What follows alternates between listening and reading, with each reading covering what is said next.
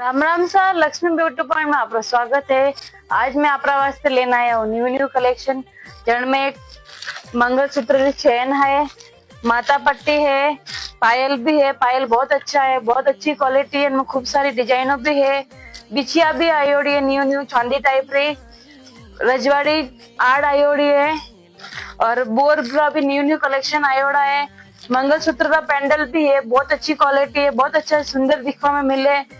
पायल और भी है, एक कमरबंद आयो जो खूब अच्छो लगे, खूब ट्रेंडिंग में हाले रियो है। आप मंगलसूत्र की क्वालिटी भी देख सको, कौन टाइप का मंगलसूत्र अवेलेबल है। लकड़ी भी आयोड़ी है, लकड़ी में नई नई डिजाइन आयोड़ी। कान का भी खूब अच्छा है, यानी मैं आप एक खोले ना आपने बताऊ क्या चीज है, देख लो।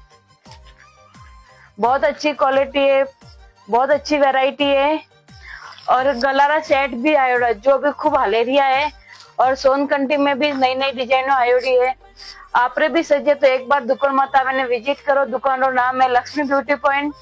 धन्यवाद।